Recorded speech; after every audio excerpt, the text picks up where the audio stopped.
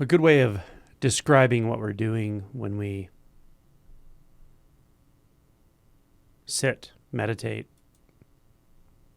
when we take part in retreat, when we're doing deep shadow work, is exploring unseen spaces, unfelt spaces. Sometimes, because I speak about so many different things in different ways, I like to give very simple pointers occasionally, and you just find what works for you. But this is a simple pointer. It's a very simple and I think broadly applicable pointer. Broadly applicable meaning it's valuable at all stages of realization. It's valuable really even if you're not interested in realization, although it may be harder to do. But if you have a meditation practice, you have an ability to cultivate a quiet mind or a space of non-distraction, then you have access to this exploration. I could say that essentially all delusions, narratives, the inner world of problems and solutions and striving and struggling and frustration and all of it, all of that made out of thought, essentially, made out of sort of reactive, polarized consciousness,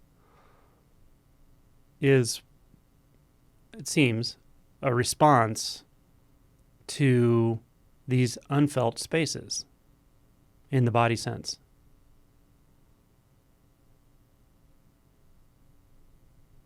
When we reject habitually, meaning we don't even realize we're doing it most of the time in one moment, when we reject some aspect of our energetic sense field, our energetic space, it's a very simple act, that rejection or that avoidance, but it turns into a very complex narrative once it's reflected up into the mind. And when that world, that inner world is reasonably solid, which I often just call mind identification or thought identification, then the complexity of the reaction is just ongoing. It's woven together with other reactions. It's woven together with reactions that are going on all day long, that are just constantly reminding us to keep ourselves up in that space of me and mine and what I want, what I want to avoid, and where I'm going and where I came from and what's real and what's not real and what's important and what's not important. That kind of thought that I just described just can go on all day long, right? We can all relate to that. Can just pretty much be continuous from the time we wake up to the time we go to sleep. And that can feel like who and what we are. It can feel like what's what. Like that's what the world is. It's made of that stuff.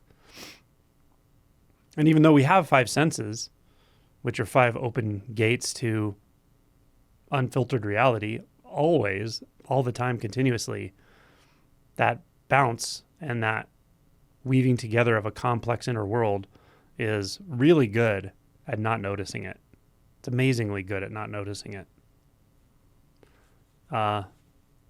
In that space, in that mind-identified state, let's call it, that egoic consciousness, it's almost as if what the senses are really for is to just constantly remind us of what we're avoiding, to bounce us back into the mind every time something feels a little triggering. And everything can feel triggering, right, in that space. Sounds can be triggering. You ever seen people get upset about sounds? Your parents, maybe? You're too loud. You get yelled at for being too loud. Some sounds are just terribly annoying. Can't stand them. Other sounds are fine, right? That's nothing about the sound, by the way. This is our interpretation, but we use the bounce from the senses to go up into our mind and convince ourselves that the world is that way. Sensations, right? Reacting to sensations, avoiding sensations, classifying, labeling, naming, trying to fix sensations through all kinds of methods. So we essentially, without maybe even realizing it, a lot of the time we use the senses as a sort of reminder of how much we have to avoid unfiltered experience. But that's it. That's the sense fields to us. And then there's just thought after thought after thought after thought. And we believe it. We believe those thoughts. And then we get into interactions with others who also believe those thoughts. And maybe we interact with people who have similar versions of those thought stories to us, or even opposite versions. And then we have complex, interwoven, what we call relationships, all made out of thought as well, with other beings who are hypnotized in this way. And so it's just a mass hypnosis and a mass avoidance. So again, that's all a very complicated world, potentially, right? The world of the mind. That's why we have so many modalities to sort it out, all the different types of therapy and all the stuff, right? All the time it takes to unwind all that at its own level, at the level of the mind and thought. But as I mentioned, when you see that all of that is just a bounce, it's a response, and there's a simple underlying belief that is not an obvious belief at all. It's not obvious at all, but the belief is, I can't handle this sensation.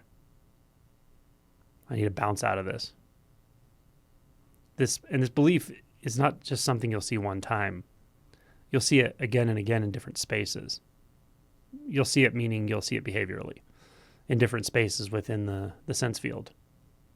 So if you just turn this whole thing on its head, again, I want to keep this simple. If you turn this whole thing on its head and just go to the sensations directly, exactly how I pointed in the guided meditation this morning, then you will have ample opportunity to unwind in the most direct way, or essentially the most direct way, unwind this tendency to avoid life, avoid the mystery, avoid the simplicity, the innocence, avoid all the things we want, really, to avoid life in its raw form and create what feels like a predictable, safe inner space, inner world. We can unwind that. But I guess the trickiest part of this is the enticement of the thoughts and mind is strong. We believe, no, we got to go up there to do it. We got to deal with thoughts on their own plane or in their own space.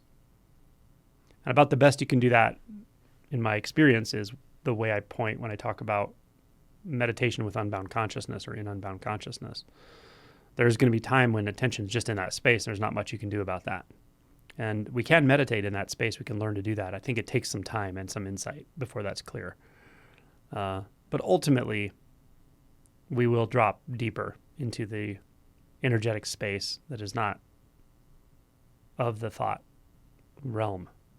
And when we are in that energetic space, perhaps it's what Eckhart Tolle means when he calls it the inner body energy field or something like that in his book.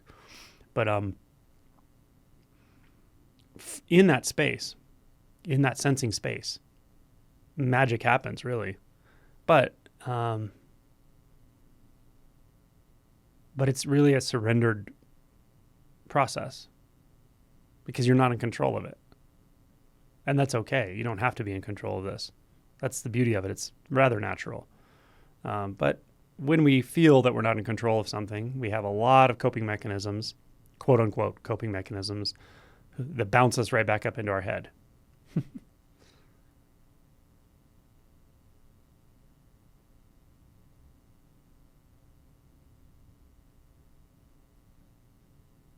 So part of this is to be willing to just forego the need to be in control of your experience moment to moment. And that's what the guided meditations are for. They just really address different aspects of that apparent need to be in control, have agendas, believe things need to be this way or that way, or whatever preconceived idea I have, which, by the way, changes all the time. Your preconceived ideas about what things should be like are not nearly as consistent as they might seem. They're conditioned, and those conditionings come from all kinds of places and experiences, many of them borderline traumatic, some of them very traumatic. And so that conditioning isn't really your friend so much. the conditioning, again, that builds these coping mechanisms that bounce us out of the sensations.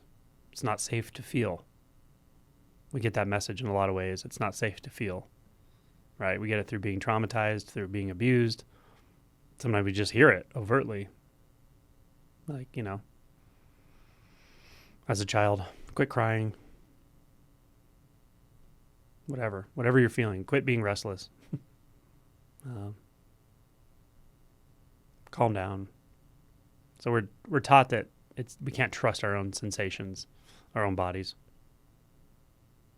So this is just reversing that process and realizing we actually can. And that's where the deep work is done. But it has to be surrendered in the sense that, as I mentioned this morning, we don't want to carry agendas into that. It's really simple exploration. And there can be some helpful adjuncts to that exploration, like, where's the edge? Is there an edge? Is there a center? But as I always point out, these aren't to define the experience. These are to illuminate the experience, and then you have to let them go. So all of these pointers that are kind of helping to clarify or really just tune into the experience, these are just rafts. Once you use the raft to cross the river, you set the raft aside. You have to really do that again and again with any kind of inquiry question in this space, or any kind of inquiry, essentially, or any kind of guiding that you're getting, whether it's from you or from someone else. Ultimately, the space is the work. The space is the work. The experience is the work.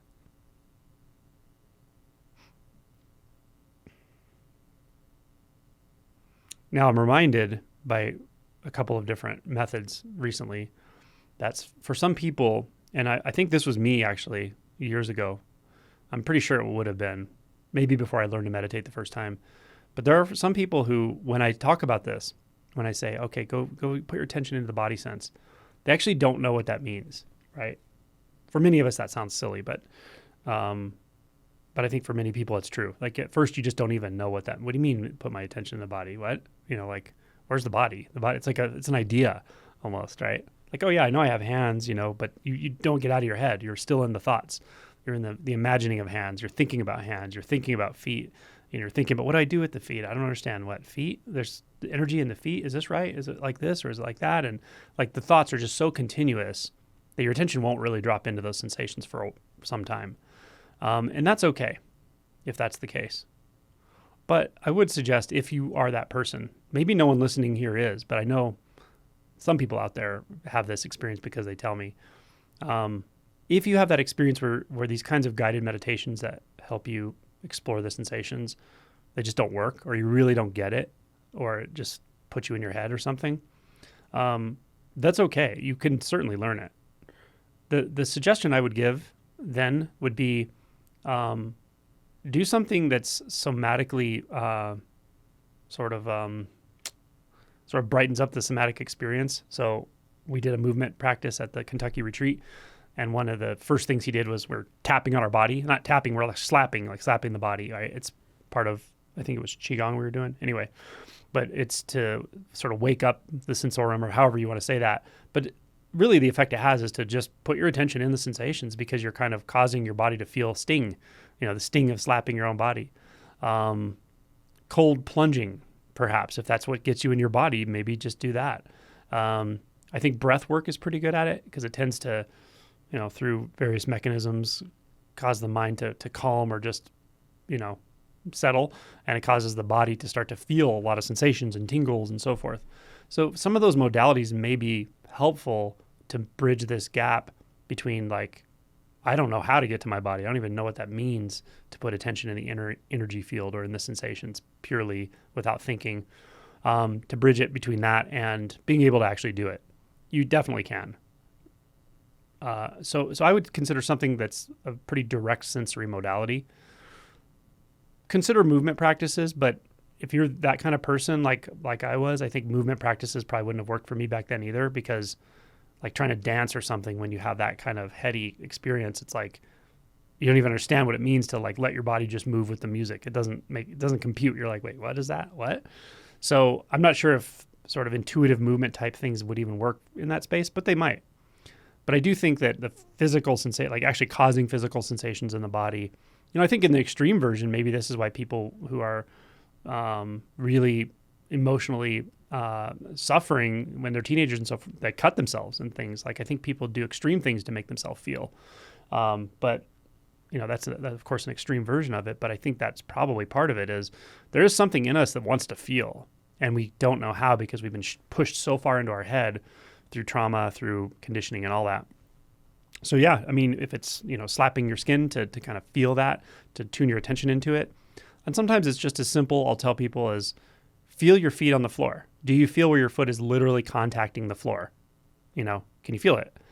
And usually yes, or touch your skin with your fingers. If you can't feel it, the surface of your skin, if you can't feel it, touch it. Now can you feel it? Take your hand off. Can you feel it now? Notice the difference. Like as simple as that is, just actually noticing what it feels like to have the surface of your skin in contact with something cold, warm, touch. Start there. And then just slowly move inward. What does it feel like just 1 millimeter deeper into the skin? And this may put you in your head pretty quickly, and that's okay. Just keep at it. Keep practicing. So I may be talking to a very small subsegment of people here, but it's important, I think, when this stuff doesn't work for you, there's a reason for it. Like for me, breath-based meditations wouldn't have worked. Any kind of this like guided meditation stuff probably would not have worked for me when I was younger. Learning a certain kind of meditation helped over time, but even then it was probably much more of a heady experience, more of a conscious experience than a body experience. So it took me time for sure, but anyone can learn it. So yeah, once you I guess have a handle on what that actually means, to just go into the sensations, into the feeling. Feeling not meaning emotions or storylines or narratives, but sensation, pure sensation. Then you're in a good place, really. But even then, as I mentioned before, it's going to be somewhat condition-based. So based on situations, conditions, how triggered you might feel, or just what's going on around you, sometimes it may be easy to get into those sensations, and sometimes it may be really challenging. And it's very easy to overlook unseen places. I was talking to Chad about it this morning, and he said there's, how you call it, like the ghetto. There's like ghetto areas inside your sense space, and it's just like that. There are unseen, unfelt places you could overlook for years of meditating. You could overlook it for like your entire life probably, and it just gets subtler and subtler. Like I still feel into these places that are, subtly, just have a subtly different quality that you can see somehow. I don't know. It maybe it deters attention. It's not like this accursed place that causes terror or anything. It's just, oh wow, yeah, I may not have noticed that. So that's why I use this kind of openness with the guiding, openness with the meditation, open-ended questions, but a constant reminder that all we're really talking about ultimately is the sensations themselves. And to the degree that there's a body map, and this will vary a lot for people. Sometimes in deep meditation, you might not even feel any body. There's just sensation. You don't even know it's sensation. It's sound, sensation, silence. It's all one intermixed experience, which can become so interpenetrated that there's just no sense of anything anymore. That can happen as well. But short of that, you will have often some remaining sense of I just might say a spatiality to it. And like there may be areas of it, and it may or may not line up with the chakras, right? Like the heart space, the gut, the crown, all of it, the neck, throat. And in those spaces, if you explore those spaces, you may well find some of these ghettos. Ghetto just meaning like a place that you tend to not go for whatever reason, or you tend to not notice. I would actually, this is probably not that important as far as practice goes, but I would posit that those actually represent subtle views. The way that would be interpreted through mind would be like identity views, the view of an identity. what I am and what I'm not, what's real and what's not, what's important, what's not, what's pleasurable, what's not. These kind of very basic views, that those do, I think, correlate to these energetic spaces, some of which can be easy to overlook for a long time. So being willing to stay in this space, explore this space. The beauty of this too is once you get acclimatized to it, you can actually do it anytime you want. It doesn't have to be in deep meditation, although in meditation it's a good time when there's no distractions. But you can do this while you're working. You can do this while you're driving. You can do this anytime. You can do it right now while you're listening, or I can do it while I'm talking. But the sensations are always there. And generally speaking, the more you inhabit those sensations, the healthier the emotional space that you will inhabit will be.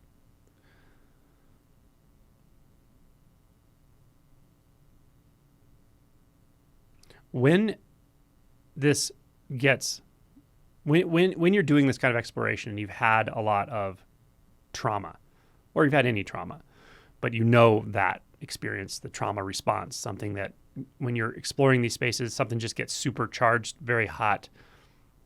Really, it doesn't just put you in your head, but it puts you in an intense memory or an anger pattern or a rage pattern or a shame pattern. Like, that's going to happen. You're going to have those times for sure. You won't get to a place where you can explore this with a kind of curious, innocent equanimity and explore all these spaces. You're not going to get to that without going through offloading of some of these other intense vasana experiences, traumas, and so forth. So anyone here will go through some of these, and most people probably have.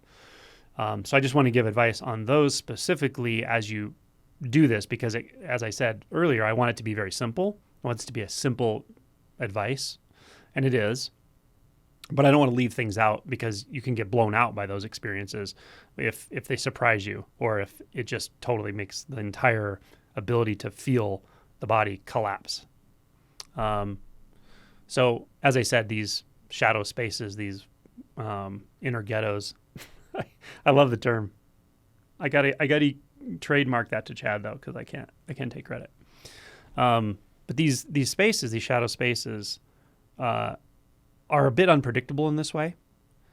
They may have very little reactivity tagged to them, meaning touching into them won't do much, but they could have a lot, and you won't really know. You won't be able to predict. I'm not sure that it's a predictable pattern, but you may touch into one of these that really has a lot of implications in the emotion spectrum, even in the psyche. And if and when you do, this could be something that takes a bit to process. Could take days to process, could take weeks to process. And in that case, you may be compelled, and maybe pretty intelligent, to work with it at whatever level it needs to be worked with. It could need to be worked with at the level of the psyche, the level of narrative, the level of your past, your development, your upbringing. Therapy may be useful. Writing it out may be useful. Talking to someone relationally in any way may be useful. Circling, just any situation where someone or some group can hold space non-judgmentally and let you process it. Those may be valuable and necessary. Some kind of direct emotion work. There's a lot of ways to do that. Some kind of direct somatic work, but specifically around this particular vasana, this particular trauma that's coming up.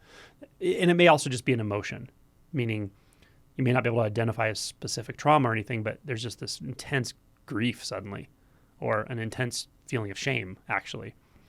And so this work I'm talking about, at whatever level it needs to be done with that particular, I'm calling them vasanas, but it could be you could almost call it like a bit of an identity, really, or an entity or something. It feels different to different people. But it could really just be the emotion itself that needs to address, that needs to integrate, that needs exploration. So of course there's a lot of ways to do that, as I mentioned. The reason I'm saying this is what I don't want people to take on board is like try to just bypass that by zooming back into the undefined, unformed nature of sensory experience. So we can actually overly zoom in on this at times. And you can almost call it like a sort of bypassing. Like you know, some people are really good at getting into very deep states of samadhi. Maybe people have practiced for a long time. They know the jhanas, and they're really good at getting into formless states and so forth. You could use that actually to sort of bypass when those things come up. So you just have to learn to develop a kind of spiritual authenticity, I suppose, with yourself to know, okay, some work is needed here that isn't really being addressed, isn't really going to be fully addressed by just a deep samadhi meditative practice right now, or even going directly into the sensations. You can actually zoom in too much. Hopefully y'all can follow this. Interestingly, I think this area that I'm talking about, and the intuition and authenticity to know when you do need to work on something more in the relative, it's like completely left out, in my opinion, in most of Buddhism, actually, in much of Eastern spiritual traditions, actually. What's cool, though, is it's becoming so much, the resources are becoming so much more available now in just contemporary, I guess, non-spiritual circles. And that's one area I'm really interested in because I've seen it work so well. I've seen the transformations. The Inside Circle crew that I invited to the retreat in Kentucky, that was a big experiment in that sense, but that's the space that they are masters in. They're better than anything I've ever seen. So there are a lot of modalities now, focusing, internal family systems, deeply realized therapists you can work with, somatic modalities. And, people probably figured this stuff out for millennia, but there wasn't an internet, it wasn't widely available. They probably weren't people who maybe they couldn't read and write even, so it wasn't codified into our rich Eastern, spiritual literatures, dogma and doctrine and all of it. So anyway, yeah, I don't really fault Buddhism necessarily, but it does tend to overlook a lot of this stuff. And I think that can do people a disservice for sure. You can really miss this stuff and live in this world where you live a life where you spend some time on the mat in deep meditation, and then sometime in regular life, being a regular person, doing the regular person things, but not really seeing that there's something actually blocking the interpenetration of those two spaces, the space of the samadhi that is actually available at all times, and the regular, what I call just regular, but I mean the relative world of relative people problems that we all have, right? That can stay a dichotomy if we don't work on this middle space, right? So that's where all this emotion work and shadow work I talk about, and many other people now talk about, is really, really important. So don't overlook that, but that is not the sort of focus of this talk. So I just wanted to point that out, that when you start to get into the ability to feel this direct experience, that stuff's going to come up. It just will. And you should know when it comes up. It should be reasonably obvious, and be okay with it. It's not going to be fun. There's going to be a big part of you that doesn't even want it to come up, right? Because there's going to be resistance around it. But learn to cultivate an okayness with it. Normalize the humiliation of suddenly feeling this intense stuff coming up, or the fact that it kind of stops your life in its tracks sometimes. It will seem to really just slow things down, but that's not a bad thing. It's giving you an opportunity to investigate, to feel, to unpack, to explore, integrate, all of it. Yeah. And it's unpredictable. You won't know when the next big chunk's going to fall off, and something's going to come up into consciousness, Chunk of identity, meaning something stops holding and releases, and then some shadow space, all of a sudden it's not so much in the shadow, it's right in consciousness. And that can happen at any time. And it's good. That's what should happen. So